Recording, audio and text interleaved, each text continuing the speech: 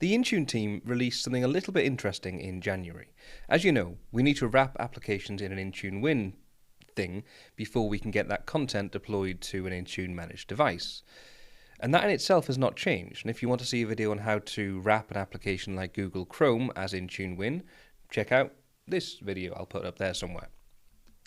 What has changed, though, is that we can now install that content, the app or whatever it is, using a PowerShell script, without the PowerShell script being in the IntuneWin package. So, why is this important? Good question, I guess. A lot of the time when you're deploying complex applications with a script and not using an automated solution like Robopack, you have to keep going back to the PowerShell script and making slight tweaks or changes to get it working the way you need it to. And that's fine, but it means that every time you do that, you need to rewrap it in IntuneWin. And that's what's changed. You can now leave the static content in the IntuneWin and modify the PowerShell script whenever you like. Let's take a look at what it looks like.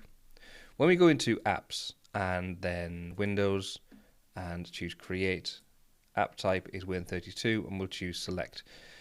Now here we need to choose the app package file. So we're going to select the app package file and it's going to be my IntuneWin file here. I've already got this IntuneWin built, so that's, again, take a look at the other video if you want to have a look at that. We'll choose Open, and now we have this information here, and we'll choose OK. And we need to modify this a little bit to add the publisher, which is Google. The rest of it looks fairly okay, so I'll choose Next.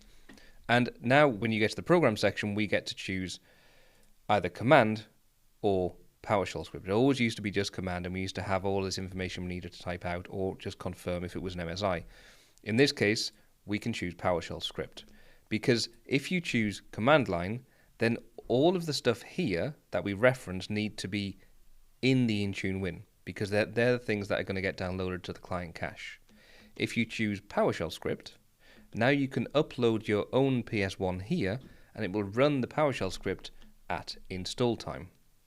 Let's say we have a script. I've got one here, which will start the install of Google Chrome. There it is.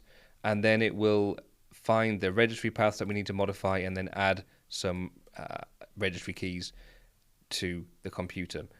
For example, to turn off the initial promotional tabs that get created, to remove the auto update, that kind of thing. These are things you might need to do as part of the install. So I've got my install Chrome PS1 here. I'm going to go to select custom script. I'm going to call it install Chrome with keys. I think you can probably put spaces in there actually. Looks like you can. And then choose this script file, which is this install Chrome file here. There it is. I could enforce a script signature check if I'd signed the script and maybe run it as 32-bit on 64-bit clients if you needed to. Obviously, I don't need to for this one. We're going to choose OK. Now, the rest of it hasn't really changed. You can choose a PowerShell script for the uninstall as well if you like, but that uninstall is going to do that. Anyway, if I wanted to remove the registry keys that I just added, that's probably a cleaner thing to do. Then you'd probably create an equivalent script to remove the registry keys and then run that as the uninstaller. Otherwise, this is pretty much done and ready to go. There's no other changes. We just choose Next. This we will set to Windows 10 1607. It can be any one you like, obviously. Doesn't really matter. It's a minimum operating system, and minimum is fine. So we'll choose Next. And then rules format, we can use custom detection script if you like. That again hasn't changed, or manually detect using the MSI, for example, and the MSI here is already set because it's an MSI that I've actually uploaded. We'll choose OK and Next. Dependencies, no dependencies on this one, no supersedence, and the assignments we can then go ahead and choose all users, all devices, etc. That really hasn't changed. The only thing really that's changed is the fact that we can now specify a PowerShell script. We'll choose Next and Create, and we're pretty much all done.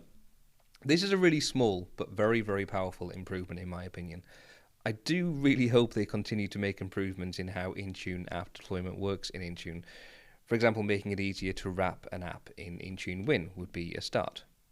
For now, let me know what you think of this feature. I'll see you next time.